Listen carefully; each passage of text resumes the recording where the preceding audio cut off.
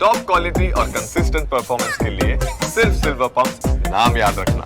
અસીમ સર, તમારી પાસે હું આવીશ અને આપણે બજાજ ફાઇનાન્સની ચર્ચા કરવા માંગીશ કે એમની બોર્ડ બેઠકનું આયોજન છે અને આ ફેર એમના બોર્ડ બેઠકમાં મલ્ટિપલ તેઓ અહીંથી પ્રપોઝલ ઉપર ડિસ્કશન થઈ શકે છે. બોનસ છે, સ્ટોક સ્પ્લિટ, ડિવિડન્ડ, એટલે સ્વાભાવિક છે કે મોટી કોર્પોરેટ એક્શન આપણને અહીંથી આ સ્ટોકમાં આવતી જોવા મળશે. અને ઓલરેડી સ્ટોક આપણે જોઈએ તો સર પાસ્ટમાં સારું એવું રનઅપ બતાવ્યું છે, 9,100 ઉપર અત્યારે કારોબાર કરી રહ્યો છે. કઈ રીતે સર રણનીતિ આપણે અહીંથી બનાવવી જોઈએ સર બજાજ ફાઇનાન્સ ઉપર, અસીમ સર?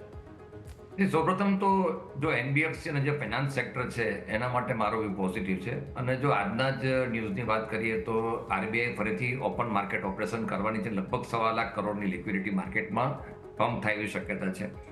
ક્રેડિટ ડિમાન્ડ ગ્રેજ્યુઅલી વધી રહી છે. હવે પર્ટિક્યુલરલી આપણે બજાજ ફાઇનાન્સની વાત કરીએ તો બજાજ ફાઇનાન્સના કેપિટલના પ્રમાણમાં એનું AUM સૌથી વધારે છે. ઓફકોર્સ થોડા વેલ્યુએશન્સ પાસ્ટમાં આપણે મોંઘા ત્યારે લાંબો સમય સુધી સ્ટોકમાં કરેક્શન અને સાઇડલાઇન જોવા મળ્યું હતું.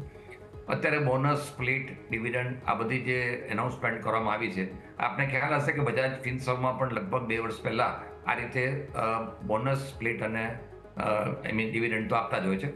એટલે એ સંજોગોમાં ઇન્વેસ્ટર માટે ચોક્કસ એક સારી લિક્વિડિટી માર્કેટમાં રહેશે. રિઝલ્ટ જોયા પછી વધારે આપણે એનું ફોકસ કરી શકશું, કારણ કે ઇન કમ્પેરિઝન ટુ પિયર્સ થોડાક વેલ્યુએશન્સ બજાજ ફાઇનાન્સના વધારે છે. એટલે આ લેવલથી સીધી તેજી થાય એવી શક્યતા ઓછી છે, પણ કરેક્શનમાં ડેફિનેટલી બાય કરવો જોઈએ. Fundamentally very strong company. Only thing થોડીક વેલ્યુએશનની કન્સર્ન મને દેખાઈ રહી છે, એ કારણસર હું થોડુંક વેઇટ કરવાનું કહું છું. અધરવાઇઝ કેપિટલના પ્રમાણમાં AUM, પાસ્ટ પરફોર્મન્સ, ક્રેડિટની એમની જે લેન્ડિંગ રેટ છે, આ બધામાં બહુ જ કોમ્પિટિટિવ છે. સો વ્યૂ ઇઝ પોઝિટિવ, બટ મારું એવું માનવું છે કે રિઝલ્ટની રાહ જોઈએ અને ઘટાડે બાય કરવાની એડવાઇસ રહેશે. ઓકે, ઘટાડે ખરીદીની સલાહ અહીંથી આપના માટે બની રહી છે બજાજ ફાઇનાન્સ ઉપર.